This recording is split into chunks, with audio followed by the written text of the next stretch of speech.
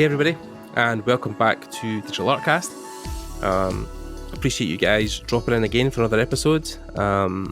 This one is particularly going to be interesting because not only do we have an amazing artist on today to talk to us and discuss art and his career, but also we've kind of hijacked his brain for a while to try and run through some ideas on a concept art brief. A couple of you guys have been talking about wanting to see people doing some live drawing or some live briefs or some kind of breakdown of their process more in depth. I know the last time we had it with Jude, a lot of you guys really enjoyed the fact that he done a kind of live demo while we were talking. So I've tried to facilitate that with other guests. So whoever was up for it, really, we just kind of dived in and talked about it and seen if it was a good idea. So today this guest has agreed to again not only share his knowledge of the industry but also his process for breaking down characters and design. So if you guys can help me welcome along today's guest, Thomas Chamberlain Keane. Hey Thomas, how's it going? Hey. Doing good, thank you. How are you? Yeah, I'm good. Yes, thank you for giving up your time to chat to us. I know you're always insanely busy with the new job and work in general. It's got to be hectic just now, so welcome to the podcast. Yes indeed, you've been on my radar for a while to try and get you on the podcast. I know we talked briefly about us kind of crossing paths at initial workshops, but I know you've been around the circuit for a while now and to several events. I mean, it's always fun going on your ArtStation and seeing all the accolades and awards and mentions you've had for the ArtStation challenges. It seems to be numerous at this point. So they're always really fun, especially since things like events. It's great that you bring up entry workshops because that's 3 years old and it's so strange to think that it's been that long since we actually saw each other. But I know it's crazy because it's. I mean, like we were talking about this as well that. We'd love for it to come back, but Daniel and Alex and a couple of other guys are who run it. I've been so focused on their own careers just now. It's hard to think about organising another one because it takes up so much time. I think the last time I spoke to Daniel, he was saying that it takes a whole year. Exactly, especially because it's more popular. Like every time they do it, people it just gets bigger speakers and stuff and venues it just takes so much effort. But it is missed because I don't think there's many things that are filling its place. I know Vertex is starting to kind of take off in London. I know they're definitely got some good speakers and people who are involved and but then I think the intimacy of initial workshops was what I really loved. It was quite the event was small. I mean, it was like 500-600 people sometimes, but it was kind of one of those things where everybody knew everybody, and you were going to these events. You were not really as interested as much really going to as many talks. You were more just trying to catch up with people when you were there because you didn't see them all year. So the big meetup between the whole artist family, and it's just at the moment, of course, it's just much harder to get that same sort of feeling because. Of course, we can't be meeting in person.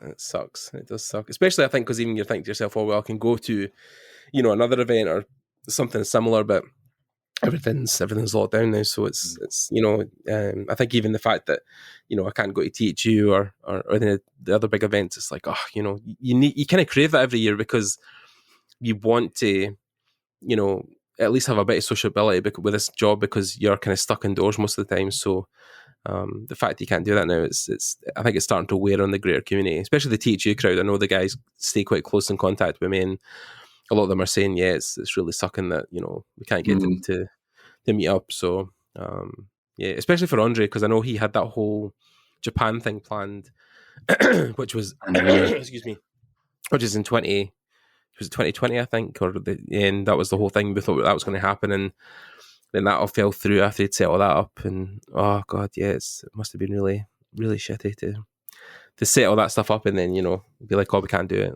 Exactly, because they're in the same place of just like going bigger and better each time, and so the thing which would have been like the biggest push for an event that they've done so far, unfortunately, then just couldn't do it. I know, it sucks. It does.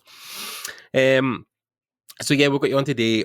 Like I said, we're going to try and do something a bit different. So we're going to try and talk about art in general and your kind of background.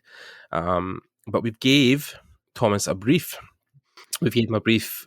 Basically, there's a really good website, I'll link it in the description, called Concept Start, and it basically can generate ideas. If people are maybe struggling about, what would I draw or what could I draw, there's a whole setup where you guys can enter a prompt, or you can just hit a randomize button and it makes something totally random for you to generate, to draw. So today we've given Thomas a brief. This one is a bit strange. We're going to be drawing a female goblin, a young adult female goblin who is fat, has a lonely personality, and the key feature of her is long legs, which is funny with the long legs and the female, like that might have been intertwined, but that will still be quite cool. An armament, so that our kind of main holding is an ancient gemstone, so we'll see if we can work that in. Target market is adults, and the time frame we're going to give Thomas about 90 minutes or whatever it feels he needs to try and generate something. 50 thumbnails, one design. We don't have to be strict on the 50 thumbnails, but I'll scrub that bit out. We don't need that bit. Whatever you feel is appropriate. Obviously, we can just do that. But and then even that in 90 minutes, it's like, how much can you get done in that? But then we'll try and just do the best we can with what we have. So so that's the idea. That's the challenge. Anyway, try and generate ideas, and then along the way, when we're chatting away, we'll try and just dive in, and Thomas can feedback on what he's doing, or if he has a particular point he's going to do something really cool, he'll be like, "I'll watch this," and then we'll try and dive into what he's doing. So yeah, I love the little goblin drawing already. It's that's the brief done. That's it. That's all. There we go. We've got it finished. Yes, that big. They got long legs. Final approved. Yeah, this will be it's going to be interesting, definitely, to see what you come up with. But it'll be good as well, because I know we get students who are always like, how would you tackle a brief, or what would you think about doing this? So, but it's interesting as well, because we know with you working at Playgrounds now, of course, you're working on Fable. It's been announced, so I'm sure goblins are something you've came across at one point. So it's probably something you've got a good idea on how to generate. So it's probably No comment. Yes, indeed. But we'll see how you get on. So yeah, cool. Okay, so I'll just start the timer whenever you're ready, Thomas. You ready just to go just now, or? Yeah, let's go. I'll just be sketching random thumbnails, and you shoot questions. Talk away. Right, cool. Right, so 3, 2, 1, and go. Okay, cool. So maybe even before we dive into like your background and other things, how do you tackle these tasks to start with? Like, what's the initial thinking that you're going through? So like with things like this, there's always something which is going to stand out and be like the most important sort of aspect, I feel. Right. In the same way that you shape, that you design shapes, kind of big, medium, small. The big thing is there's always like one aspect that's overshadowing the rest in some way. And I feel like with design, the strong designs that are memorable or sort of feel iconic, or just sort of they stand out as having something specific which immediately resonates with you, it's because you take a specific feature and you make that the point of the design. In this case, like the armament of ancient gemstones, that's going to be a cool layer on top, but I don't think that's going to get people involved with the character. You're sort of always looking for something that the audience has like experience with already, because that's what they can relate to.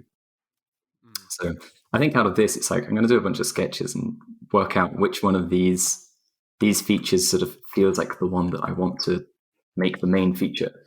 It could be two of them perhaps at once.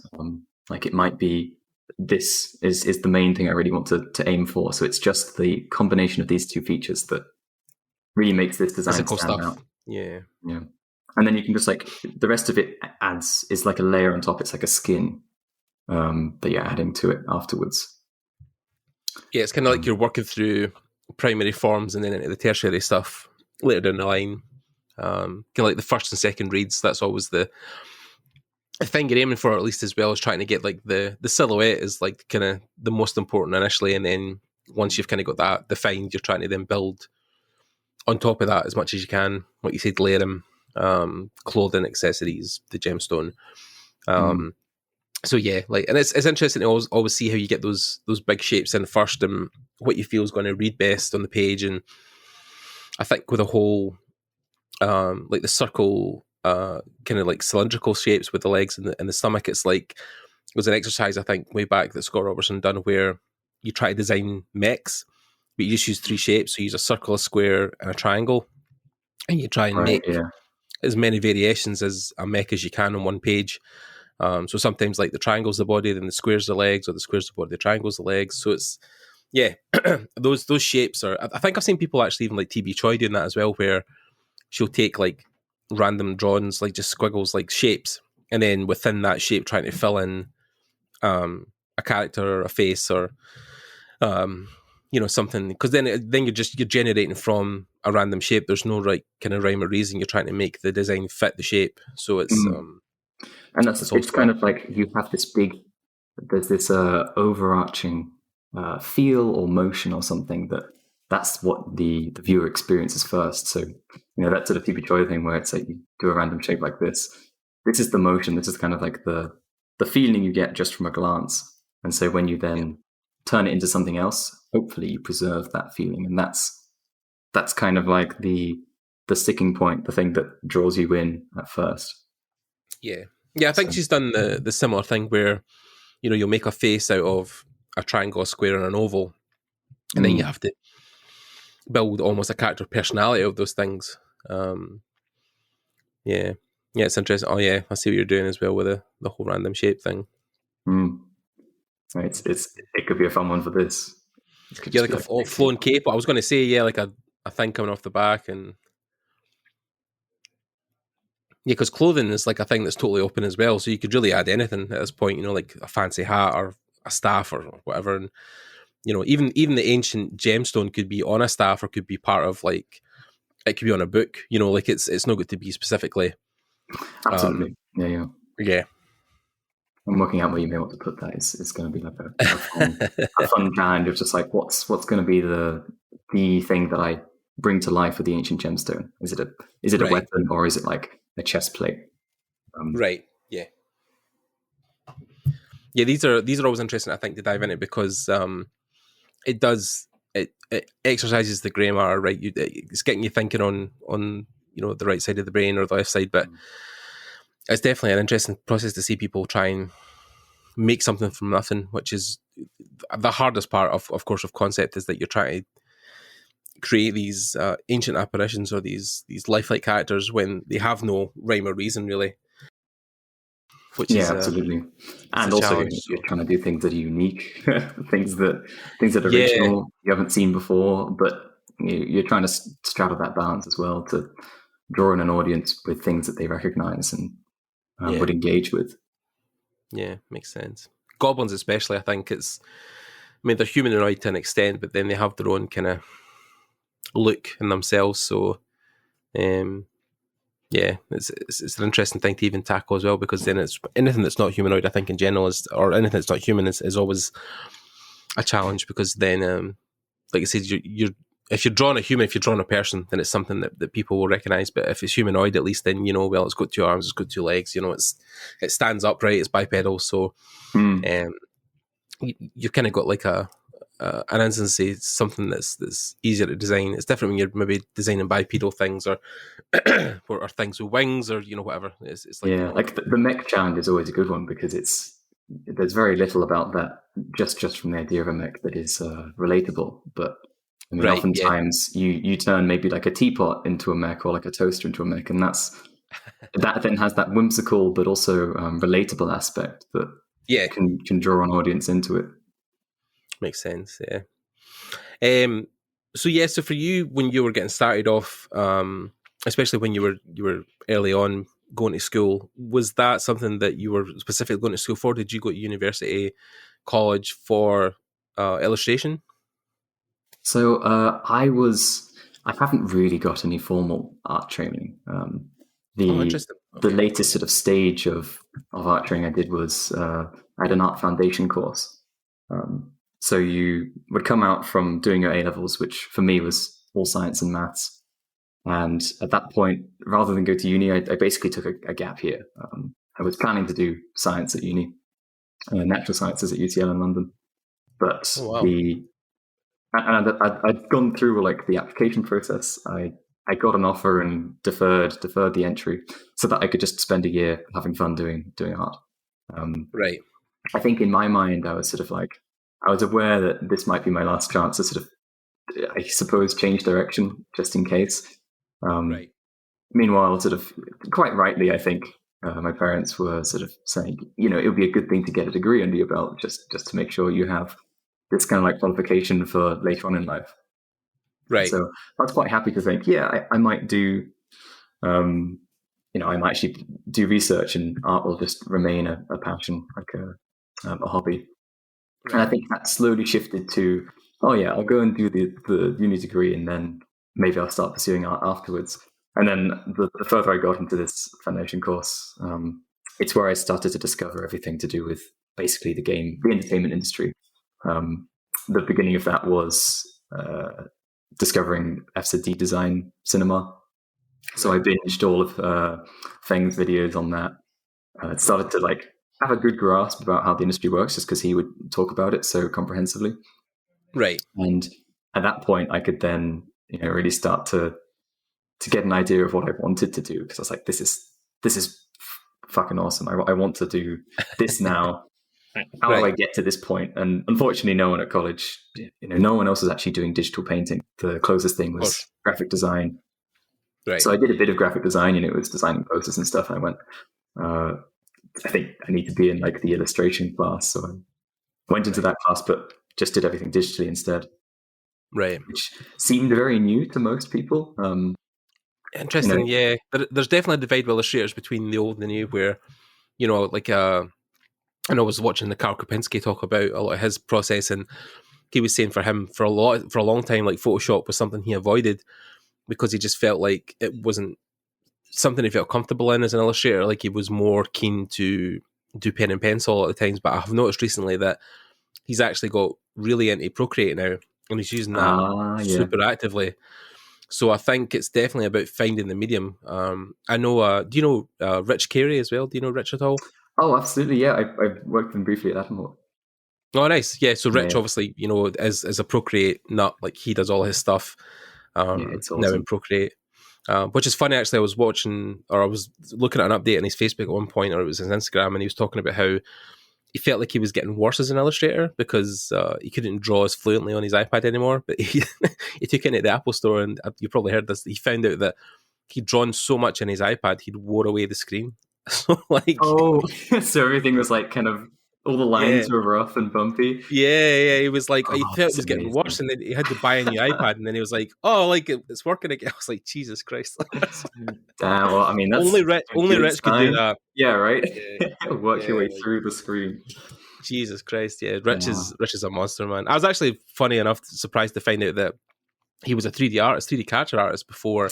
I know he moved the concept, and a great one. Like, it was really interesting. Yeah, I have more ties to him than just Atomhawk, because when I was at college, I was reaching out to various artists.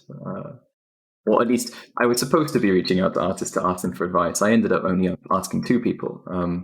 It was one, and they were actually both working at Creative Assembly at the time. So Rich was there as a character artist, and then I think it was Olivia Butler Stroud as an environment artist or a prop artist, and I asked them for advice. And the thing that I really took away was Rich said something about, you know, you got to put 10,000 hours of work in, and you know, once you've done that and your artwork is as good as like the front page of ArtStation, then you're good to go.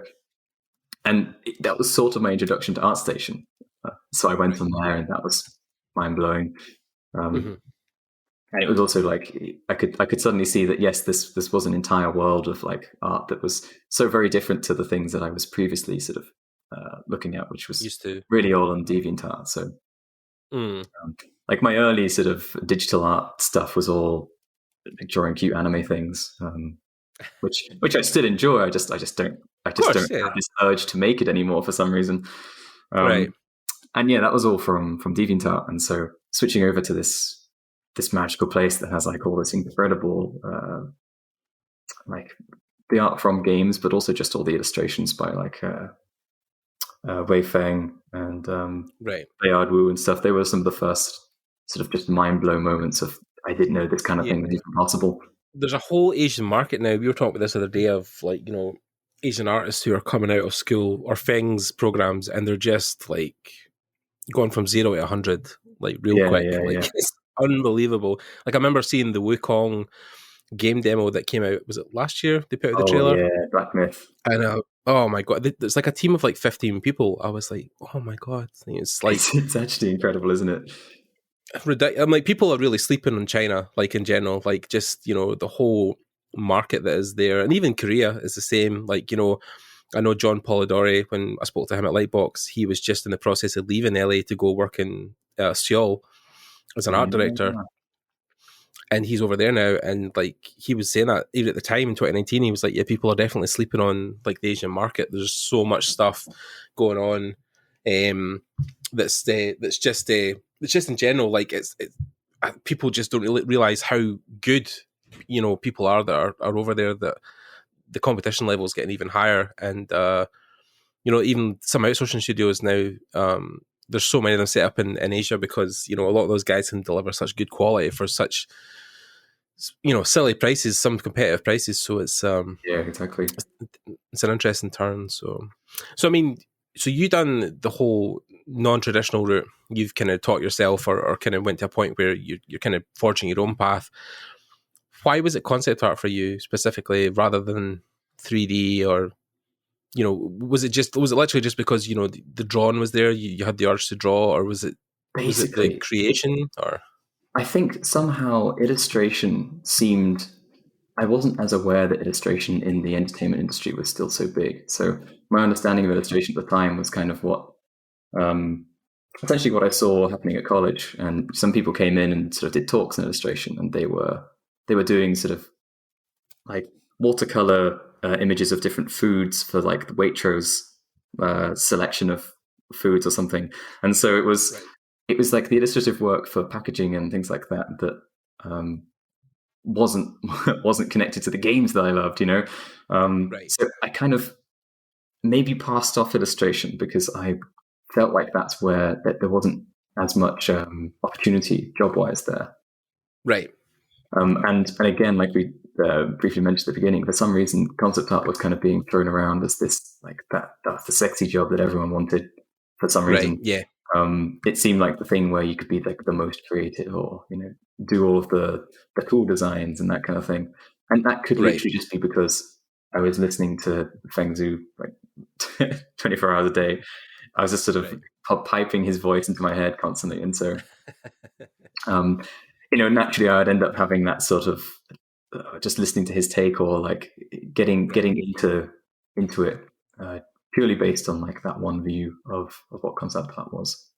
Yeah, I mean, Feng in general, I know people can definitely have mixed opinions about his approach to teaching or whatever else, but I mean, the guy, you can't deny that he's been one of the most successful in our industry. You know, he's just has such a legacy of stuff. I mean, he was working on Star Wars. I think that was one of his first gigs. He was working on the prequels, and at that age, especially, like it was incredible to see how much he'd done. And, you know, sitting in that room, you know, even with guys like, you know, Ian McHugh and stuff, like sitting across from you, it's like, you know, or Ian McCaig, sorry, it's like it's like the guy definitely has you know, solid information. I think he even done one recently.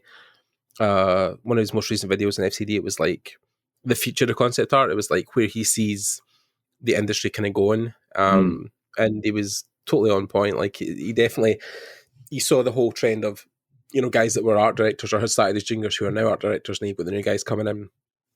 It's it's an interesting time, I think, for the industry, because even when I left my job as an engineer in 2011, 2012, concept art was just beginning to be a job.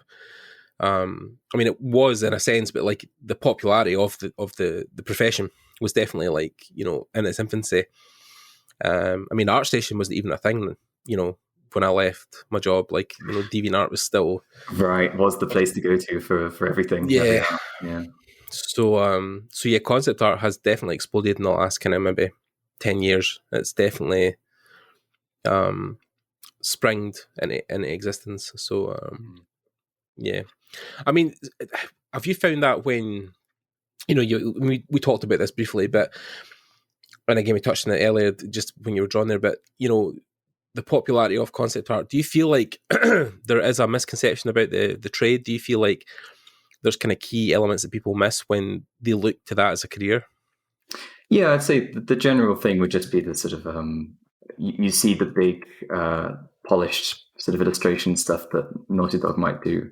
Right. Or at least it feels like you could call it illustration because of just how precise it is. And like, the detail and the care to every aspect of it. And a lot of that comes from the heavy use of 3D to really polish that stuff out. I think that's probably the main thing, is that you look at those images and you go, that's what I want to make, because that's awesome. Yeah. And of course, a lot of the time you're doing iterations of designs. You're working very rough. You're having to just constantly go back and forth over things to try and match an art direction, or to solve a particular design problem. Like, the game perhaps needs this long-legged fat goblin character, and you're really struggling to find a way to fit it into the art style that's been set for the project. So it's not just making a cool illustration constantly, because of course that is illustration rather than concept work. But I wouldn't say that's a huge misconception anymore. I think that's something which was more prevalent before, but I think as more art books are being made from games, and essentially they are more willing to put in rough work and display rough work. I think there was a big resistance to putting out anything that wasn't like polished, just from a studio point of view. Yeah, and so it's one of these things, like even for the big illustration jobs in the industry, stuff like maybe Magic or Hearthstone, for example, which I'm a big fan of. A lot of those guys see the end result with the cards, but don't really see the fact that somebody will sit and thumbnail that stuff for a couple of weeks, just getting a pose or a perspective piece, or the composition's not working right, so it's a little bit left, a little bit right, and those are pretty difficult as well, because in that sense, with a lot of those guys, they're working solo, right? So you can't bounce ideas sometimes off other people. I know to an extent those guys sometimes have like closed chats where they can talk to each other with briefs and stuff, but I mean, essentially sometimes you are kind of stuck in your own void, so it's almost a lot harder to try and generate stuff because you're in a kind of vacuum, you're in like a bubble. Do you find that that's something that's different with you when you're at like Atom Hawk? Did you enjoy the fact that you could kind of just walk across to someone's desk and quickly show them something? Yeah, it's really nice to have that. You can just sort of lean over to someone else and be like, "Can I have your opinion on this?" Get a second thought.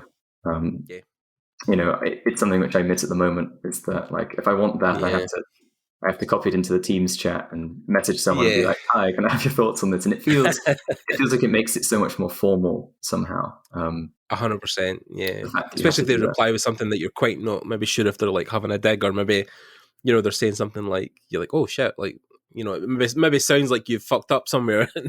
You're kind of like, oh no, what have I done? Yeah, exactly. That's the other thing. Like, if you're not doing it in a voice call, then stuff can sound very blunt, and you don't want to constantly like fiddle around with your language to make it as sort of as nice as possible. Like, you need to be efficient in how you're doing your work, but it can, you don't want to crush people's souls. Exactly. It can be really sort of disheartening if it's interpreted wrong, essentially. So and the whole thing kind of just like slows down a lot of the communication that I think we were used to. It's definitely difficult. I've had that with jobs I've done recently, and people have give feedback, and it's like you've got to try and take it with a grain of salt, because sometimes people do just text or type stuff, and you're like, shit, what? Is it terrible? I'm sorry. And so, I mean, I really enjoy that back and forth. I think it's the thing that makes currently, like, one of the main reasons I was looking to work in-house on a game specifically was to get that experience of like going deep into a design and actually going through that iterative process, which can feel tiresome at times, but then is more rewarding because of it. Like Atom Hawk was genuinely smaller, discrete projects. Some of them were quite long, sort of like half a year, and some of them were sort of you work on it for a month and then you're on the next thing. And that can be really fun for the variation, but also the caveat is that you then don't really get as involved with anything, and it doesn't really feel like you're sort of constantly going to talk to like the art directors of that particular project to get their thoughts. It's more of a here's your task, complete it, versus the I have this idea, can I try this out? Right. Yeah. Was that the reason that you jumped from kind of Atom Hawk to Playgrounds? Were you looking for that involvement level more? Yeah. So I think again, it's kind of like there's positive and negative to both, and I just wanted to get more experience, really, and so that was one of the main reasons. And then the other one was just so I could be close to my girlfriend in Cambridge. Right. So that's been really nice since, just because it was a long train journey down from Newcastle. I could imagine. Yeah. I mean, Cambridge is quite a nice place as well. I know there's a couple of guys I know who worked down at Frontier down there as well. So yeah. So and there's like Ninja Theory and JGEX and stuff in Cambridge. Yeah, there's a couple of good studios down there. So I mean, you're kind of getting to the end of this thumbnail with this kind of last goblin. I mean, I suppose I'm trying to think where your head is in the design theory here. I mean, is there something you're kind of finding as you're going along? Is there something that's kind of popping out to you about these designs that you feel is working or isn't working? Or so the difficult thing is like I don't know how to convey a lonely personality. Yeah, I was going to say like that's got to be. I was actually going to ask you that because that seems like such a difficult thing to incorporate into a design. Right? Is maybe like, is it the confidence level? Is it maybe how they dress? Do they maybe wear a lot of hoods and cloaks, or like because you can spin it both ways. Like I'm going in this one for a lady that's like just doesn't need anyone. She's just like she'll go off and do her quests or whatever alone because like a loner. Yeah. She's a sort of like a quirky loner that is just very content with her own company, or the company of the environment around her, versus a more sort of I guess awkward looking one, which maybe no one really wants to party with, and then someone who's just like a bit aloof, that they're just not really that interested in talking to anyone else. Right. Okay. So it's a weird personality trait to try and put across. It definitely is something that requires more thinking on the end of like clothing or hairstyle. It's like how do you define lonely? So. Yeah, but then otherwise, as far as stuff that's sort of standing out, I think at the moment it's trying to get that like hit the brief in terms of the long legs and and large body type to see how that translates to a pose or like I was doing some silly things here. Where it's like, how do I fit the arms in on top now that I've gone for the waist? Also, I imagine all of these look like they're falling over. Yeah, they do look like they're falling. No, I was going to say it's the trend of the big ladies at the moment. It's like the whole Resident Evil reveal recently of the very tall woman. I don't know if you've seen the. Oh, I certainly did. Yeah. God damn. It's the simps are coming out ahead, and so it's exactly. So I'm just looking at this one. I'm like, oh, there's another contender for a big lady one. So yeah. Like I think it's definitely interesting where you're trying to balance that direction of like too much of this, too much of that, take away a little bit of this, a little bit of that. So I could definitely see by the time you got to this one, like the third one, you're starting to think more clearly about how our portions are defined and how our legs look and how those arms are held and how the armor kind of drapes over different parts. And this is far more successful than these. I mean, partly just because it could be a warm-up thing as well, but it's sort of now I've found the comfortable balance of where do I fit the big forms, because here it's like, do I just squish everything into the top, which could be a nice way to do that, like big, medium, small thing, but it felt like it was then difficult to make anything look like it was actually articulate. Yeah. So then, for you, would you take this design now and try and iterate on that, or would you take this now into like full color? Would you start to dive into like rendering this out? I think I would take this and fiddle with it a bit more, because I think there's more I can do with it. Right at the moment. Yeah. The other thing is I typically I think it would be fun to do this in a pose that isn't flat. So I've kind of gone for a almost orthographic view for those designs to work out what I wanted with them. Yeah. And it would be fun now to do something that's more dynamic. Yeah, like something that you see that Evan will do, Evan Amundsen, like the way he approaches pretty much every character is to amp up the perspective on them, because it gives you that feeling like you're standing in front. Imagine I'm standing here and I'm looking up at the top of their head and I'm looking down at their feet. And if you were standing back here, then you have much less of that angle difference. And so simply just the way that you present your character makes you feel like you're up close or far away from them. Yeah. That could be something you actually leverage to try and communicate some aspect of them. I mean, maybe it makes sense for this lady to be just off in the distance because nobody parties with her. But also, if he wants to get that feeling of the forms, like what is it like to actually be near this person, then. Or under a boot heel, or her standing on you, or yeah, well, that's it. I mean, I've gone for this up angle here, and perhaps it's already has. We're joking really, but that is quite dynamic. So yeah, it's like that already has the perspective. You could just I'll make a duplicate of this first, but you could just emphasize that, and that could be my pose. I could actually keep the horizon at the bottom, but just really... I I almost see it's a thing where you could even put it where she's got her foot on something like a treasure, or the cane or the staff's behind her back with the gem kind of going, the whole the hero pose, traditional hero pose, foot on the conquered thing, and the weapon in the back. The journey has now ended. She's now won the fight. So there's definitely it's fun actually when you do these kind of things, because then the ideas just start flowing out your head. You're like, oh yeah, what about this? And then we can have a big dead thing on the ground.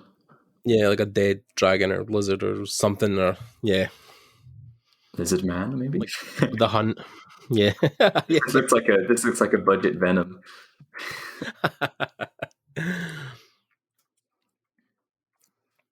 I mean, essentially, this is more like I suppose less concept, but it's more just like a splash image now almost. It's like a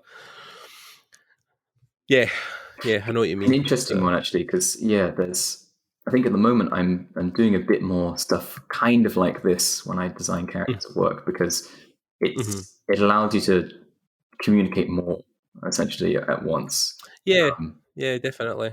And that's, I mean, this in the end, this is probably what they'll be using anyway. If you're doing some kind of promo art or something, like this will be the thing you'll be looking to establish. So yeah, exactly. And something which again, just coming back to the nice collaborative feeling of, rather than you're designing for a project that's sort of outside of essentially your workplace, because I can talk to the 3D artists that may take a character like this on. They can say, actually my preference is to see a character that's basically in perspective and in a cool pose, because it gives me a better idea of what they're about, all that kind of stuff. And they're artists too.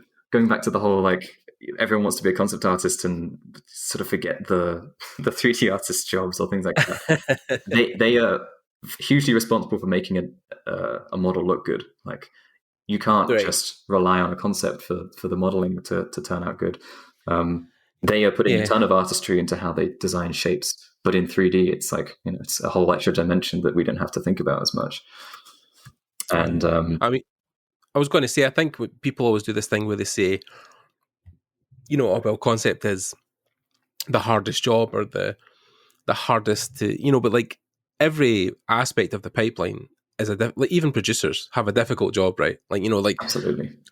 Everything takes an effort, everything takes time and concentration and planning and, practice, and, 3D especially, like you said, the orthographics do so much, but then you still have to interpret that in a model, that looks believable, that looks fleshed out, that, has the layering with the clothing, with the weapons. So environment artists, just the same. I think it's getting into this idea that, I definitely have came across students who've said oh no, well, I can't do drawing as well or concepts, so I'll just do 3D or 3D environment because that's easier.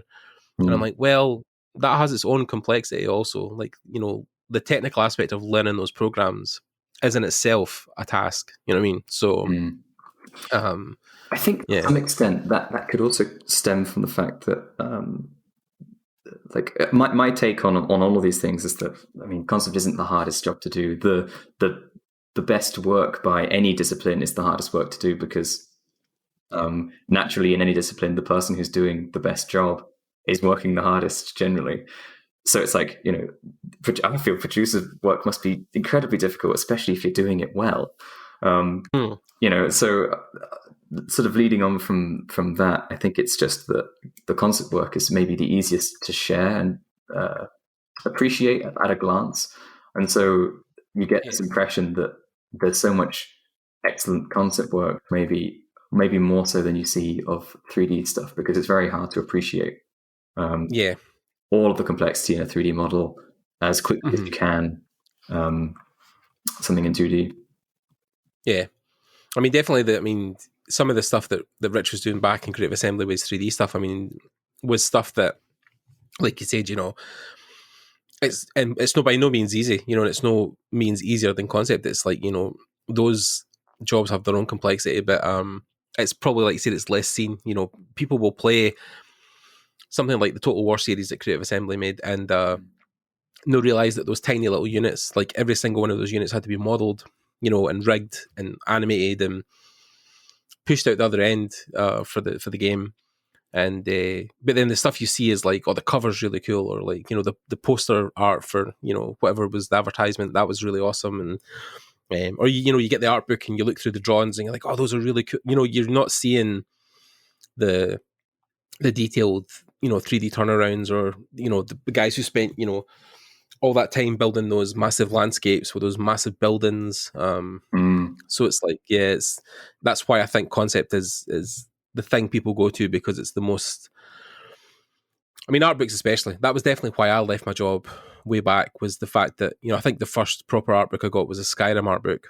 And just going through that, I was like, oh wow, look, I never knew, you know, like the people give the old one, like, oh, I never knew this was a job, I never knew people could get paid to do this. And then I started buying stuff like Jim Lee's books, you know. So it's like, that stuff is definitely more at the forefront of the artistic public side of it. You know, like the people who buy games, like that's the stuff they see the most of, is the concept art, quote unquote concept art stuff, which more or less is always promotional art. So yeah, and there's the element of like, you could just say, yes, the concept artists design more, or like, you know, in terms of assets in the game, they touch more in terms of like the production pipeline, because they do a faster job on more things than a 3D artist would, whereas a 3D artist will spend a much longer time on a single character. Therefore, you need more of them, and they touch fewer parts of the project. And so you can kind of see that that's also this strange misunderstanding coming from that, which is just like, yes, the concept artist may be responsible for more things, but also in a way, none of their work actually makes it into the game, not in a pure form. Right. It all goes through someone else, and so yeah. It depends on the project as well, because sometimes there will be promotional art that's done with 3D models, character models, so it can be done. You know, it definitely is. I mean, I know some guys like Raf Gazzetti who are doing almost concept stuff now, where they're 3D modeling characters so quick they can pose them and do them as a 2D image. You know, it's more like they're setting that up now. But like, yeah, it's a thing where it's like you said, it seems, you know, concept seems to be the cool job. It seems to be the one all the kids want to do, and the one that's probably most recognizable. But there's some fucking talented character artists out there. Absolutely. Bringing speed into it. There's also just like on YouTube, the speed paint thing versus and to be honest, speed sculpts as well are really satisfying to watch. But I think the speed painting thing is the most easily consumable. You know, if you're just thinking about the most sort of clickbaity content of it. Yeah. At the beginning of a sculpt, I think a lot of people are just like, oh, this is technical stuff. I don't know what's going on. Yeah. And, you know, the part where they then perhaps go in and start UV mapping stuff, you're like, I don't want to watch it. Boring. But like the whole time... to re-topologize stuff, yeah. Yeah, exactly. The whole time someone's rendering a piece, sketching and then rendering and coloring and whatever. Yeah. It's all sort of like an exciting addition. So I can understand why people just in general find watching that kind of stuff more interesting. A bit more appealing. Yeah. And, that's where I got a lot of that hype for wanting to do anything in the entertainment industry, was just watching these speed paint stuff. videos. Yeah. What's talk me through the clothing for a second. Is this a kind of go-to for you? I know I'm saying the frilly stuff, but I definitely have seen a lot of your characters wear a lot of this kind of or similar kind of design aspects. Is that something that you've kind of honed on? It's interesting from years of kind of drawing, or yeah, because there's stuff that I just find appealing, or like that comes naturally, and I can't immediately think of like alternatives either. So right. For example, there's something which I feel myself fall into the trap of, which is you study anatomy so that you can make appealing anatomy, and then you find that when you design your characters, I'll design a body shape or something. It's like it's in a cool pose, and once I found my pose and it's like doing something interesting, I'm just like, well, now I've got all these nice shapes. I want to show the nice waist or something and the nice hips. So I design clothing around it that's like, well, I can cover up with the shoulder, or I could like add some things onto the feet, and then maybe like a thin loopy belt around here so we can still see the shape underneath. And now I've designed a character that shows off like the anatomy underneath as much as possible. And even here, like I've ended up doing that because I'm like, the anatomy is the thing that I kind of want to show the most. I could have designed this so that there was like really heavy, like a big skirt or something going over everything, or just like baggy trousers, and that would have been cool, and it would still be a potential viable option. But if there was too much baggy stuff just kind of like folding over, despite it hides silhouette almost. Yeah, exactly. Despite being more original, perhaps it does hide the anatomy of the character, and so I'm aware that this is something that I will sort of fall into the trap of. It is possibly quite restrictive when it comes to how I design. Yeah. I mean, I love it. Like, I think it's really working. I'm just keen to know why that's something you kind of default to or fall into.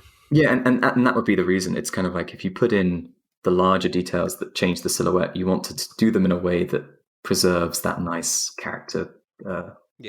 Like an anatomy silhouette underneath. Yeah, definitely. So I think that would be the main thing. But beyond that, I like it when you cover certain bits up with like big baggy clothing, like on arms. I think it's always fun to see that. There's a lot of times you tend to almost mix like nature with it as well. There's a lot sometimes in your drawings you get a lot of like floral patterns or stuff that abides to nature. The kind of naturistic clothing stuff. It's definitely something I think I've seen in a lot. Yeah, especially with fantasy, because it makes so much sense that you can mix in all of that natural feeling. And in a lot of these cases, I find that nature just has a very beautiful flow to it that you can incorporate, and it doesn't feel ridiculous. Like a lot of repeating patterns and stuff like that. Exactly. So like just these like plates coming down here, that's kind of almost samurai like armor that's made up of lots of little pieces. Instead of keeping those like completely flat, I could have this little flat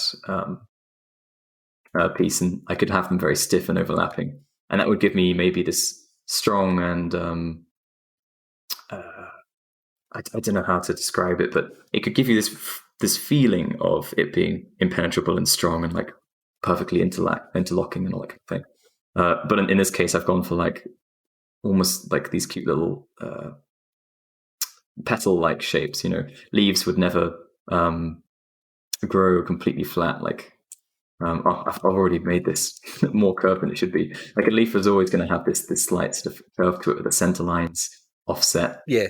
And you have this curve over it. You don't get like perfectly symmetrical flat leaves that grow straight like this. It just looks unnatural. And so this would add the man-made feeling if I wanted it. But in this case, I think it just feels a bit more lively when you add this extra curve to it. So it's certainly something I do because I may have done mostly fantasy stuff recently. Like I don't think I've done much in sci-fi over the past few years. And it's interesting because I think I did more sci-fi than not when I started out. It's just, it's all work that is no longer on my outstation because I've hidden it. Yeah, the older stuff. I deleted it. Yeah.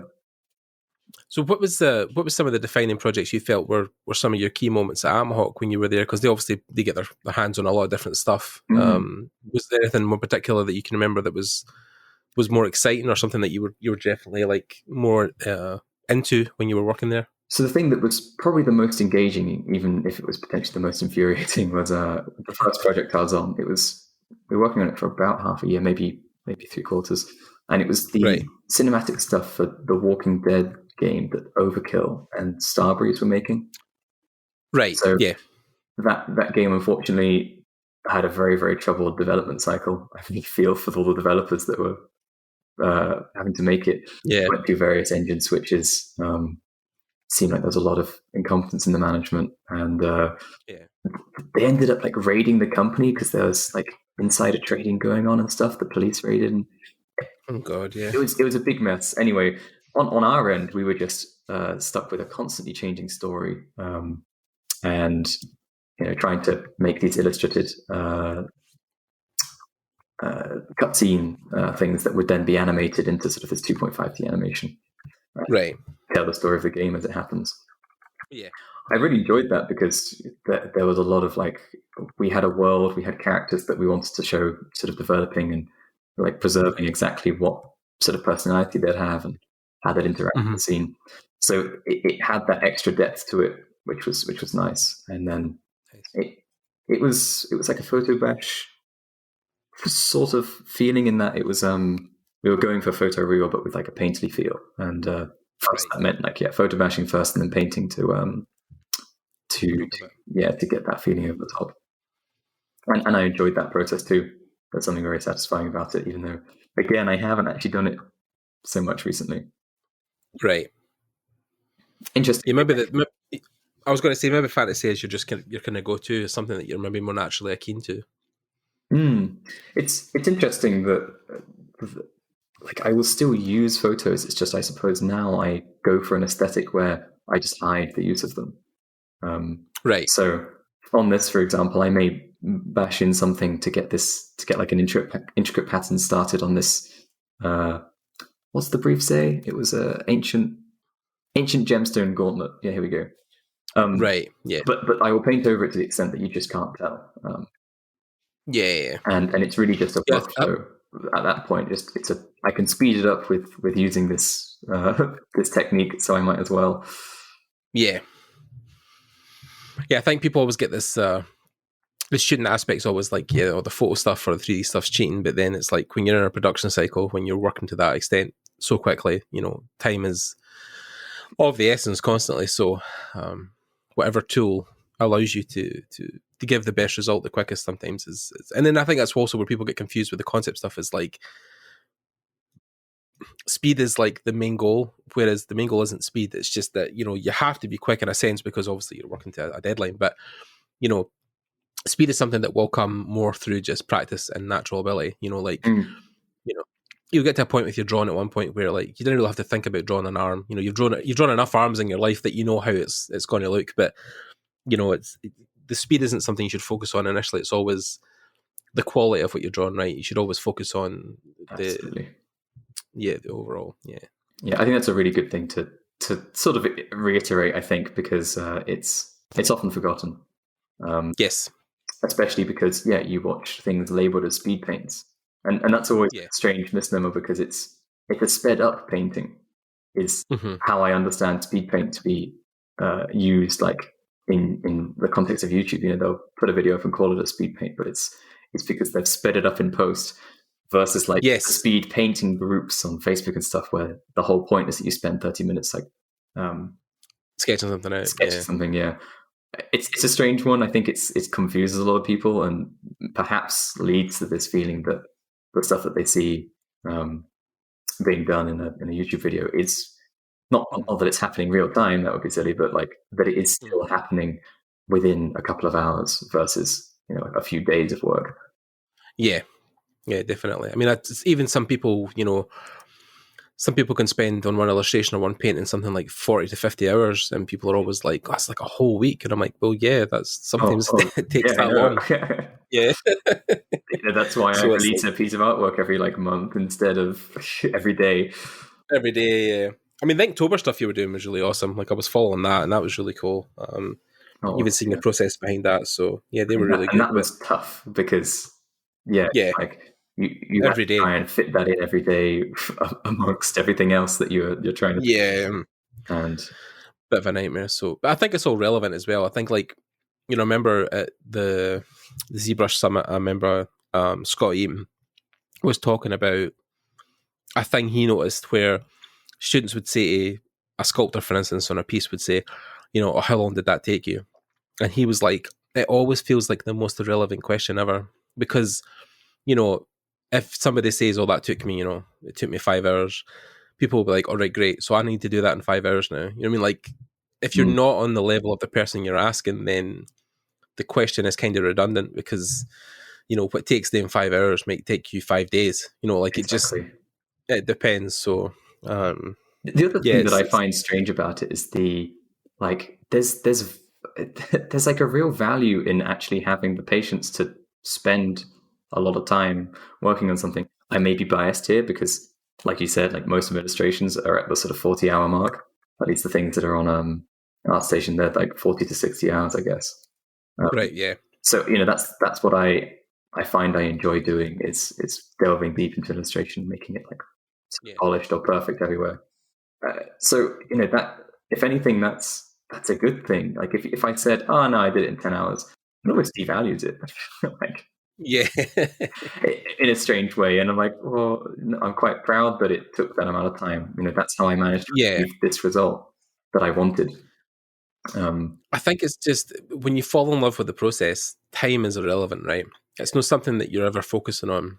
It's almost like you know, like I have heard people answer it like, I'm trying to think, like even like Sean Silvestri. I mean, I know of people have sometimes asked him, like, oh, you know, how long did that take? And he'd be like, oh, I don't know, like 100 hours or something like that. But he's almost saying like, why are you asking? Like, what relevance is that to the piece? You know, like, sure, it took me this amount of time, and that's good to probably know, but like, the time wasn't the aspect I was focusing on. It was the finish. It was the piece itself. You know what I mean? Like, like you said, it's a labor of love, and it's something you fall in love with. You know, that's probably why you have to love it so much, right? It's because when you're on hour 38 and you know you've got like 4 or 5 hours to go, you know, you've got to have that determination to keep pushing right till the end, because a lot of the paintings, you know, yourself come alive in like the last maybe 10%. So it's like you have to have that drive to keep pushing yourself past you really need to want to. And something that, you know, I find, like, I feel it is this sense that I know it's largely done, and also none of these like changes at this point are necessarily even going to make much difference. But I still want to change this thing. I notice something like, okay, I need to just quickly work on that. And I notice something else. Yeah. Okay, I need to work on that. It's always a tough one then. It's like, when do I call this finished? I can keep adjusting this, and you know, like day to day, I'll prefer one color scheme over another. But yeah, it's really this sort of this an irrational passion, I suppose, that you can't really describe or teach. Someone has to find the thing that they love enough that they stop thinking about how long they're spending on something. Yeah, 100%. Yeah. Of course, like how that fits into a professional context is different, because if you are we have deadlines for a reason. Yeah, exactly. In a studio, you just need to make sure that you're not falling behind on like tasks that are given you. In freelance, it's even more important that you are disciplined with, like, you show them maybe a finish that you're going to apply to the work, and you need to make sure you don't work over that, because otherwise you're just like literally paying yourself less. Because in any freelance like position, you're basically setting your day or your hourly rate either by how much you charge per piece, or just how quickly you get the work done. You know, a client can't tell whether you set a day rate of like 400 or something, but then only spent half a day on it, if it looks like you spent a full day on it, then that passes. But if you accidentally spent 2 days on it, then they're not going to say, "Oh, this looks like it spent longer, so we'll pay you a bit more." That's never going to happen. So entirely on your head to be careful with that. To do that, yeah. But then it's also the thing where, like, I remember someone talking about this at an initial workshops talk, and they were like, it's one thing they find with a lot of young students is that they don't approach like every single piece as their best work. Like, even though you'll say to yourself, "Oh, I'm only getting paid X, Y, or it's only for this project," like some of the more competent guys I've seen, or the guys who rise to the high ranks, make it a point so that every single thing they work on is always their best piece. Like, they always try to give 150% on whatever they're working on, because it's attached to their name. It's something that they're going to have to live with probably the rest of their life. So you always want to make sure that whatever you're working on, whatever you're drawing, is going to be the best it can be, because you don't want to half-ass stuff, right? You don't want to, you think, "Oh, it's only a client for this much and they're only paying me this much." That's how you get more work. That's how you get the professional reputation, is that everything you work on is to a high standard. So it's showing that you're reliable. You can do the work that's required. Yeah, and so far I haven't worked freelance, so I can't. I sort of understand the principles that I'd need to be aware of, but I can't speak from experience yet. So caveat what I just said. Yeah, of course. Yeah. But then, so are you gonna try and color this or ads? Where are we at time wise? Officially on the timer we've got 36 minutes. But if you needed more time, we can extend or I mean, I like the idea that I will work and see what I get at the end of that. Yeah, what you get at the end of it. Yeah. So I'm just gonna. Yeah, we're at the 36 minute mark just now. So, or as in 36 minutes left. So cool. Yeah. I shall stop noodling then, and I shall start to. I think that's why I brought it up, because I was kind of like, I don't know how far you want to take this this illustration. So yeah.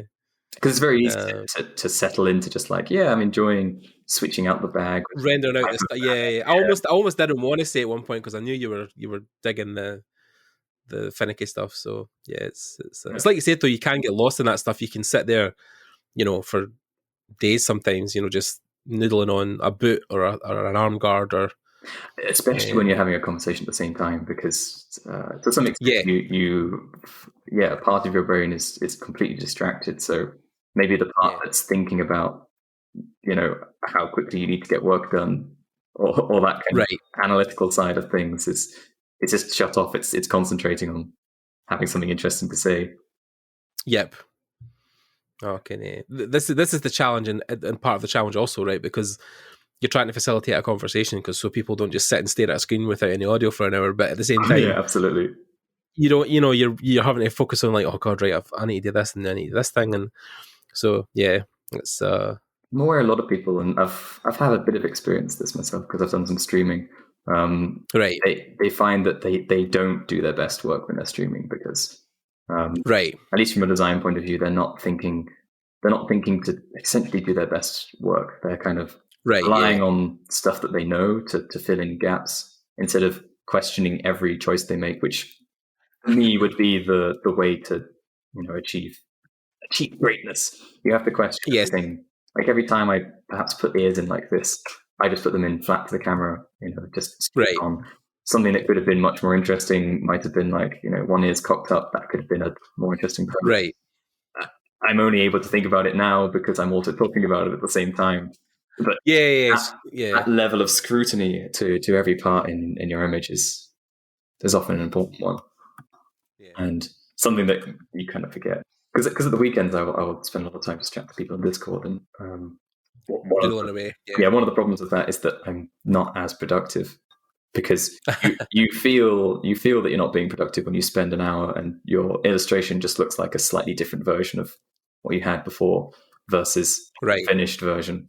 The other problem is a reason why I got up late today is just that it's very easy to just chat, especially when people are like it's 5 a.m. and you're still drawing stuff, and because like there's always someone online to talk to, and that's not the case when you're working like when you're like when your what's it called? Your social quota has been filled by seeing people during the day, and you don't feel like Right. to talk in the evening.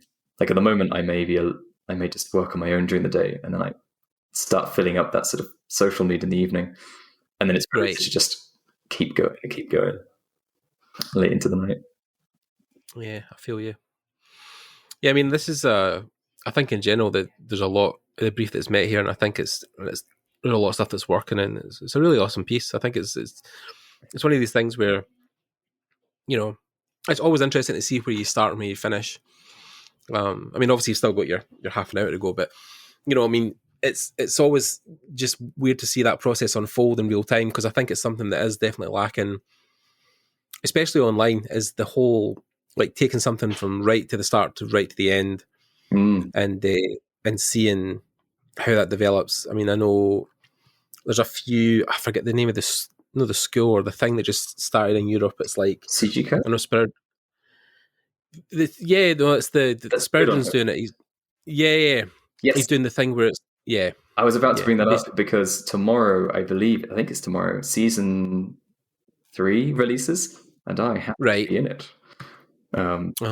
So I'll be pushing that on various channels, because I'll be posting the artwork I made during it. Nice. And because it was a little more dedicated towards that task. It was also a random task. I will go in quite deep on like the design thoughts, like the process of thinking out what to include, what not to. So, I mean, if people are interested in that, I hope I can recommend my one as the same sort of material. Yes. Yeah, which is going to be intimidating, obviously, because you've got guys like Evan and everyone else. That's absolutely. Yeah. It's good to be But I'd like to listen to those. I haven't actually had a chance to listen to Evan's yet. I'd imagine it would be stellar. That's all his stuff is. Yes. The way he like reasons through work is fantastic. He's just knowledge on stuff as well, because he's constantly consuming like historical information and. It's funny when you meet Evan sometimes, because I remember when I first met him, it's like the guy's just like so happy-go-lucky and very talkative, and you know, just seems like such a cool dude, and you never realise beneath this posterior that he kind of puts on, there's the guy who does this intricate, incredible, detailed, historically accurate work. It's like, you know, he's definitely kind of got two sides to him. So yeah, it's this intimidating level of like precision, or not precision, but like attention to detail, I suppose. Right. Yeah. It's like he's a beast, but you know, he presents as like this just friendly guy you can chat to. Happy-go-lucky, like almost kind of the fool, like almost just like clowns about a lot of the time, but exactly.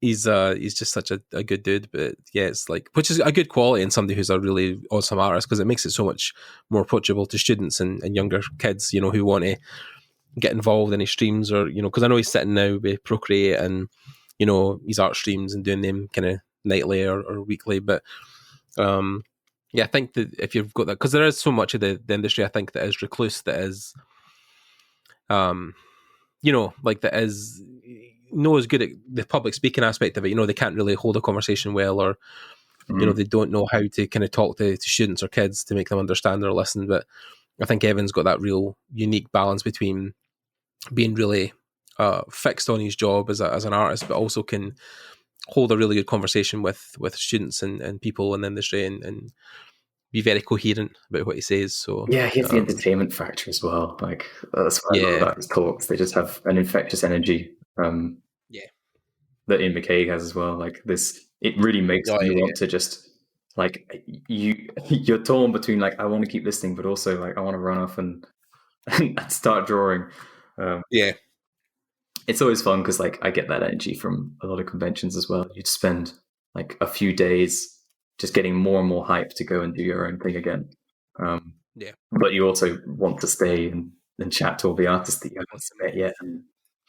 I mean, Ian especially, like Ian's one of those guys as well who just like, I mean, he always says it like he feels like he was born without that piece of human anatomy, which makes you like grumpy sometimes. Like he just is like Carlo Ortiz says the same. Like you always meet Ian and he's always in a good mood. He's always positive. It's like you always struggle to think how, in this, especially in this type of world, like how do you do that? But like he just seems to have it down to an absolute T about, you know, never really getting upset or never really. I mean, he gets frustrated definitely, but like, you know, because if he's trying to, you know, work on a design or something, you know, there is an aspect of like how to approach this, but he just always seems to be in a good mood, and it's annoying, frankly. It really is. Yeah, I tried that. I feel like in general, I'm possibly less aware of it than other people around me would be. Right. And they would probably describe me as even more positive on stuff, but I'm looking for like the positive spin on things. And I was describing this in a particular design scenario the other day where, you know, I had to change something. I had to like change a lighting scenario from what I felt would have been really cool to something which actually made sense. And so, you know, that was a shame. It felt like, oh, well, you know, you could lose your energy, or you could lose the sort of push to really work on a piece when that happens. But the sort of the remedy to that is to go, okay, yeah, but what can I do now that I couldn't do before? Like, what's the new potential for this piece now that I've switched this lighting around? And it's, you know, it seems simple, but it's that kind of like, you just ignore what you've left, what you've lost, and you find like essentially a new positive, something that makes you get excited again. So, for example, if I had a backlight on this character, I was like, that's going to be really cool because of the rim light and all this stuff. I can have some fun color on the hair, and then for whatever reason, I can't have that. And it links into maybe like a client. Sometimes when you're working with them, they say, "No, you can't have this." Well, now I have to have a light from above. And that feels dull and boring, but actually now I can get some like really cool bright highlights or something on this metal here, and I can like really pop this out, for example. And that's my like payoff. It's a shame I didn't have that before, but you know, now I can do something else with this. I could like do a fun shadow across the eyes instead, and like finding these new, it's like opportunities it feels like looking for the positive in any situation, which I absolutely recommend. Yeah. I mean, it's like, it's, I think it's just not taking yourself too seriously, right? It's like the aspect of, you know, it's a job, it's an industry, it's a business to make money, but then you still have to, you know, hold on to some kind of humanity, right? You have to have some kind of fun with your work or some kind of aspect that keeps you engaged, because, you know, if all you focused on is the deadlines and how hard it is to make, you'd never draw anything. You know what I mean? Like, you'd constantly be in this like recluse position, you know, like this fetal position on the ground. Everything, yeah. In fact, that's something which I can't necessarily say too much on this point, but I felt like I really struggled with knowing what to do when I was studying. Like, what do I do next? Right. Was always the question in my head that I felt like I was never able to answer. And, the sort of conclusion I've come to now, you know, having made that portfolio that got me my first job, was it really didn't matter. Like, it was specifically in this case, because I was applying to an outsourced company, like the range was actually ideal, that like you didn't focus on one thing. But the important part was that it was entirely the quality of the work, because what became immediately apparent was that nothing I did at the studio was anything like I had done before. So, you know, of course, it didn't matter at all what I had drawn previously, because it didn't help me. What helped me was just like the adaptability, the ability to go. It's just having the experience in your craft. I think it's just having the right. Because I mean, I was watching Evan one night, and he talked about, somebody had asked him, you know, because he usually gets the basic questions over and over again, but somebody had asked him again, how would you study? How would you approach if you had to learn a game? And he was like, honestly, man, just focus on your fundamentals. And he's like, and then he was like, but then it's like, it's weird. Like, I never really realized that until, like, you know, I was doing it, that like, it doesn't matter how much you prep or focus or try to plan, like really just sitting down and doing the work constantly is the thing that will get you better. Like, you can plan about like, oh, I'm going to study this, I'm going to study that, but like physically just sitting and drawing for like 10 hours a day will get you so much further. It really comes down to just doing it every day. anything that's preventing you or slowing you down from doing is like a problem. Yeah, because people get caught in the planning phase too much, right? Like, oh, I'm going to plan to do this course, or I'll need to get my books together, or I need to buy this book and have it get delivered to my house before I can open my sketchbook. Like, or I need to get the right sketchbook, right? I need to get the one that's A4 and has the good cover, and like there's so many excuses you can put in front of you. Want to draw in it because it's too like yeah. Honestly, I still have that problem with sketchbooks of like not to spoil them. Or one of my friends done that in my class. I was terrified about drawing in a sketchbook, and he said, "Oh, like, can I see that for a second?" And he just got a massive big Sharpie and just drew right across the first 2 pages. I was like, "What are you doing?" You'll thank me later. Don't worry. Yeah, he was like, "There you go, you can draw it." And I was like, "Oh, fuck's sake!" But he's right. Like putting pen to paper was the thing that was the most terrifying, right? It was the thing that was holding me back. And it's the same with people with 3D model. And it's like, oh, I don't even know how to work ZBrush. I'm like, well, open it and start literally pressing buttons. Like, there's probably no quicker way to learn how to do something. Like, same with Photoshop as well. Like, people get intimidated by like menus or buttons, and I'm like, well, you really just need the brush tool essentially. Just open it and pick the brush tool, and you're halfway there. You know what I mean? So, that was a thing that I wasn't gonna like harp on too much, but so far I've just done everything with the round brush. I intend to do everything with the round. Yeah, well, that's also a good point, because people have talked about that, about like, oh, what brush palette do you use? And it's like, if you can limit yourself to maybe even 2 colors in a round brush, like, you're already making half the decisions for you. You know what I mean? So it's like, yeah.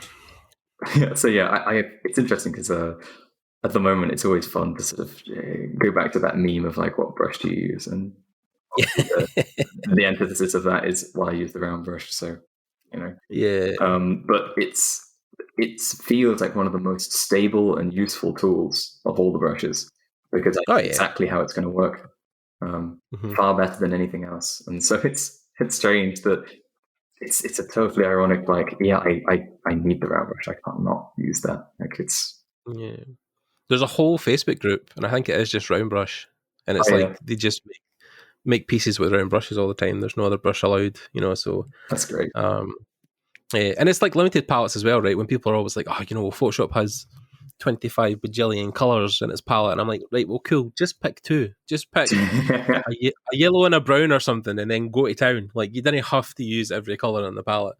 Yeah, just ignore the rest. Yeah, basically. So color-wise as well, because we're kind of maybe diving into a little bit of color theory here, but like, where's your thinking on this also, Landon? I like the gold purple combo. Right. I've done it for a little bit, so I was like, I think I can do this because I know I will find it appealing. Right. In this case, for me, it works nicely because the jade, which is the thing I'm going to sort of give the most material definition, is then right. It matches nicely. I don't know what the color theory would be exactly on that front, like a split complementary or something like that. Not really.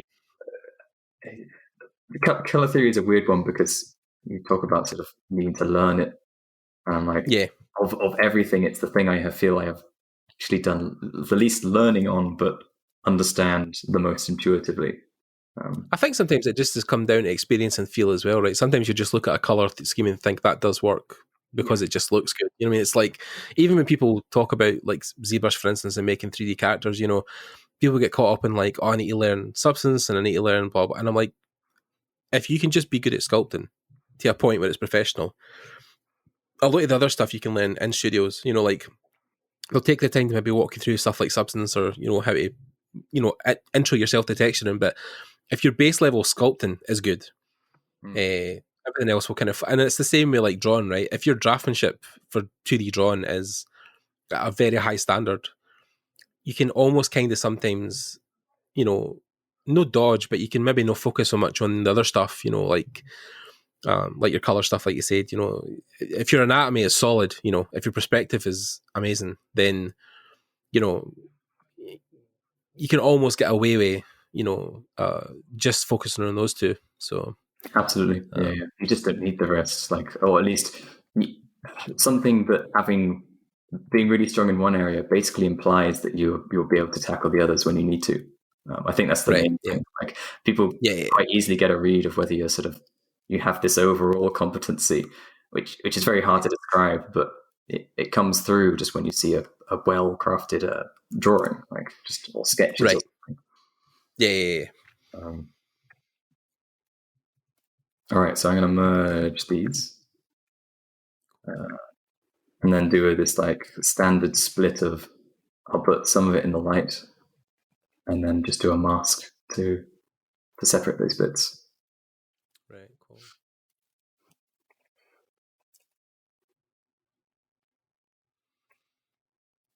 Okay, so you're using curves to set your kind of light and shadow, basically. Exactly, yeah. And personally, I always find that I get the best result rather than trying to do like an overlay layer or something. Right. Keeping it 100% editable by like being very specific with where how I change the color, because I'll change it from here on, but I can color balance it. I can even do like specific colors. Like maybe I don't like the way that this color looks like in the light, so I can change it.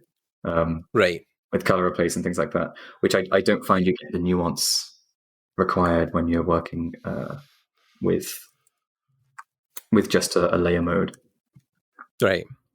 Interestingly, I think I've actually pushed the light on this a bit too far, so I'm going to redo that one.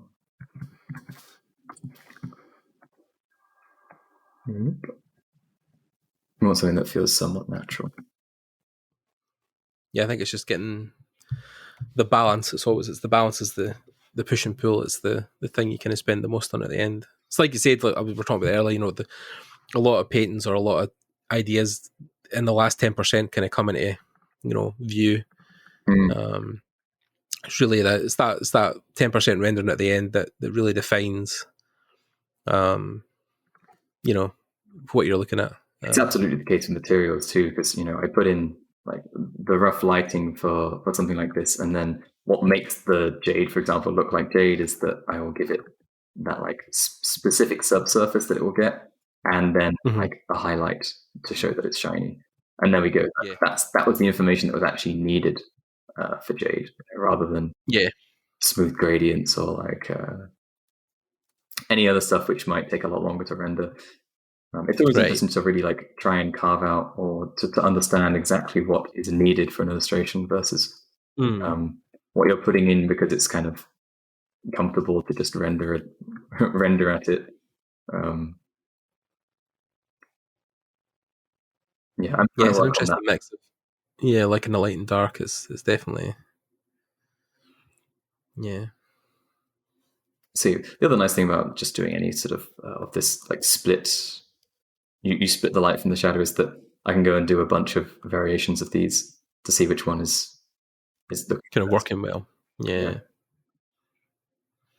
it's an interesting mix of light and dark. Like you said, it's try to find that balance of how the overall composition's working, how the light's reading, and it's the kind of top down thing as well. It's I see what you mean. Also, be like the whole kind of if you've only got one kind of top down, if you've only got one aspect of light, and then it can make it a bit less interesting sometimes to do, but there is still a dynamism in what you're doing also, because you've definitely got a look that is defined by where the sun is.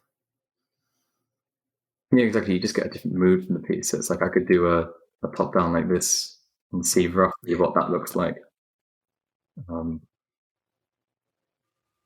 quickly, it's worth like plotting out just to make sure I'm not missing a really nice solution that I would then be something like, that would work better. Yeah, because this for example is a really nice way to pop out with the leg that's coming towards us, and showing how it's different to the one that's staying behind. In fact, because of that, this might be the one I go for. I was going to say that as looking better. That's definitely more. Plus I mean, angle. I'd already put in a bit of a background, and actually this sort of matches the lighting of the background a little better, even though I was avoiding anything that was too specific. But since it looks like it's midday, it makes sense. Probably is highest in the sky. Yeah, exactly.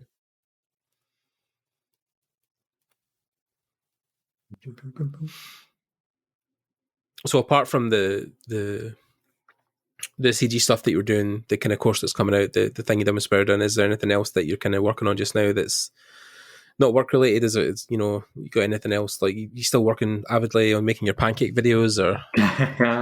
Yeah, so I do have some things I would like to edit together, even just like Inktober stuff that I never actually got around to editing into video form. Right. There's always stuff I would like to do for the YouTube, but I just keep forgetting to, or distract myself with other projects first. So there's a book that, again, Spiridon was putting together called Codex Obscurus. I was doing a piece of that. I think that'll be kickstarted soonish. Right. There's 3D Totals doing some stuff that I don't know how much I could necessarily say, but like it's because stuff's always stuff. So that'll happen at some point, and these are all things that sort of distracted me from necessarily doing personal stuff for a little bit. Right. Yeah. But most of that seems to be coming to an end, so I might actually have some free time soon. Oh, thank God. Very nice.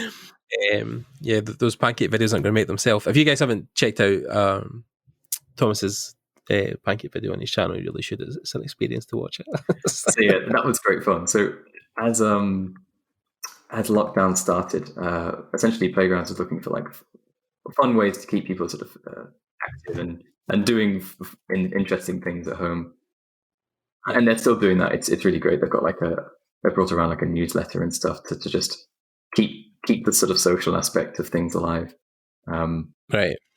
And in this case, they had set up a MasterChef challenge. So you had to make a dish. I forget exactly what the restrictions were. It may have been like a pudding, but it was to make something that was would impress the judges on its technical skills, creativity, final look, all that kind of stuff. But of course, it couldn't be tasted, which seems odd for a MasterChef challenge, but COVID restrictions applied. We couldn't do a tasting session anyway. My girlfriend was over, and we decided to make this pancake cake where you just layer pancakes on top of each other. And halfway through, I was like, "Hey, you know what? I could film some of this and like make a kind of joke cooking channel video, like in the same sort of style, where it's like inspirational cooking video, where very easy to watch and all that kind of stuff." So I started recording things midway through, and at the end had a decent amount of stuff that I could work with. So at that point, I actually composed that like soundtrack for it. It's our voices going like, "Wow, amazing, tasty," and all that kind of stuff, just to add to the vibe. It was really fun to make, and it was a great excuse to start learning how to use DaVinci Resolve, which is just a great free editing tool, a video editing tool. And it's always like you said, the sort of getting in and just using something is a much better way to start learning it than watching tutorials and like not really having a clear purpose. So this time I had a purpose, and it was a great way to start being comfortable with the tool, so that I could then ultimately use it for faster YouTube video production. Yeah. We're into the last 10 minutes now. 9 minutes 30 seconds to be precise. So. Oh, okay. So that means the countdown has begun. The final push. So yeah, when I've done this kind of thing, typically it's nice you got like your layer underneath, but putting the line art onto an overlay or multiply or something, so it's still being affected by the colors underneath, just a little bit. I don't think I'll take this to full paint. I can't. It's going to be almost impossible to do a full piece in 90 minutes. But then it's good to see like where, like you said, where you got to in the time. Maybe it'd be worth keeping the line art around then. I was going to say the line art. I'm digging the line art. Like I think it is adding to it. So it actually, and this might just be because I was looking at a bunch of his work recently. There's an artist called Ryan Pallet who does this lovely, has this lovely style. I think they're like a round brush user. Right. It gives this, like, the shape design always remains like sort of at this nice chunky resolution. Like if you think about the smallest shape as like the resolution of the shape design, which is an interesting concept, which I think I use quite a bit and it's quite helpful. Then he never really goes smaller than a certain size, a certain sort of shape pixel, whatever you'd call it.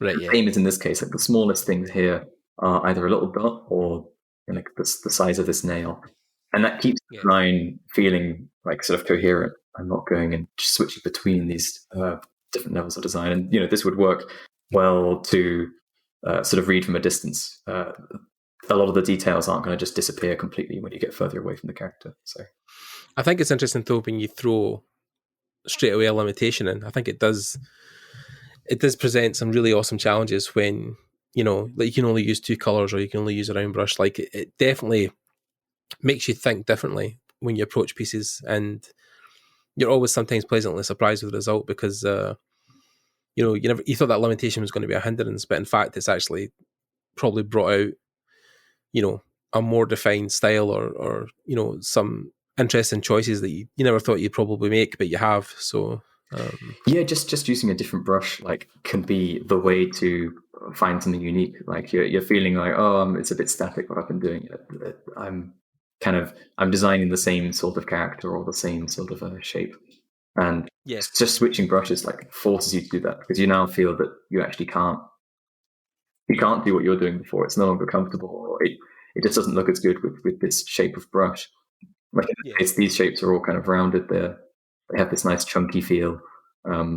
That's a direct result of using this brush, or at least I feel it is.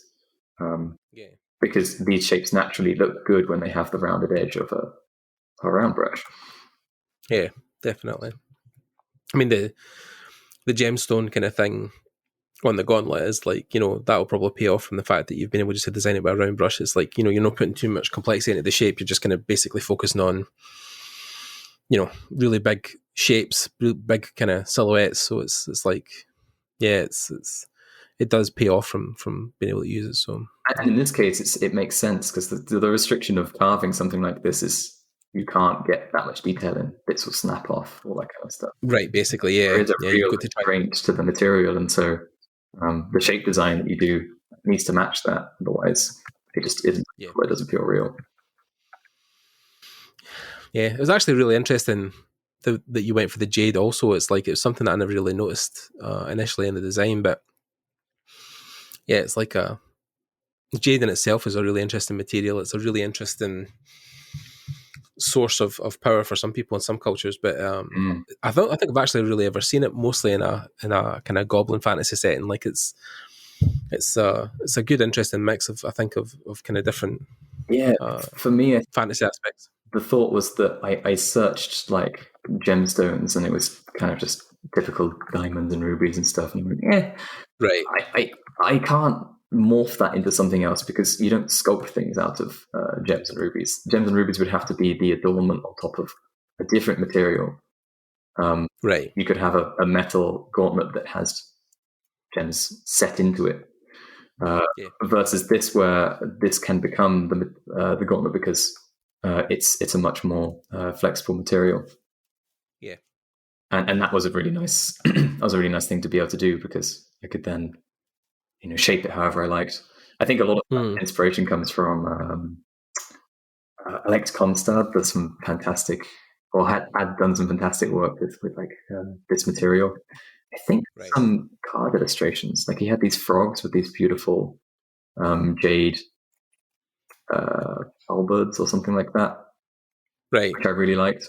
I think there's always one place that you see a certain material tackled, or a certain shape tackled, or something by an artist that sticks in your head as just a really good example of it.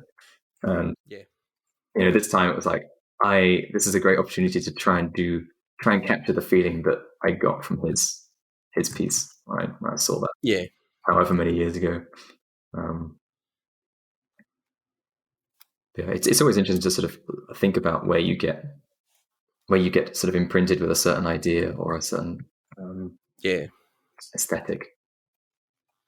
You're at 3 minutes 30, just to let you know. I know the clock is a ticking.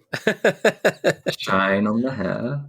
In fact, now I'm going to go above the line art, because it will make it easier to just very quickly add the highlights and stuff. Yeah, put in highlights in these places. I mean, it's interesting, I think, as well, that you can always you feel like, oh god, I could always add more, but then it's I think it's fun when you end something and you're like, right, you can't touch it anymore. You're like, oh god, it's like it adds the There's a great kind of feeling, and you get it from sketches as well, where you're like, oh, the artist like deliberately chose to put the highlight here, but then he didn't put it there to sort of stand out. And the reality is that it ran out of time. Ran out of fucking time. Yeah. Just the fact that you can read something, in that different way, where it's like it feels deliberate and like a very clear choice. It's a great way to think about it, because it can sometimes prevent you from overworking something that you might have otherwise. I need to add more detail here, or something. Is this more important than the face? No, I think I'll do some face. Let's do 2 minutes 20 now. I think we can just go and just paint on this to make it a little more appealing. Yeah, some lashes, some feminine features. Yeah, exactly. We can define that nose a little more. Get a nice subsurf on it.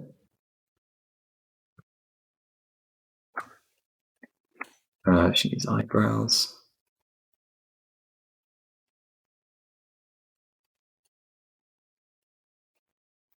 Yeah, this part's it's interesting. Like you don't get a chance to think about what's the most important thing to add, but just still being forced to think about like what's actually going to give more more energy or more value to a piece at this stage. Maybe she could have like a hint of purple on the lips. Yeah, that's nice. Kind of mini lipstick thing. Yeah,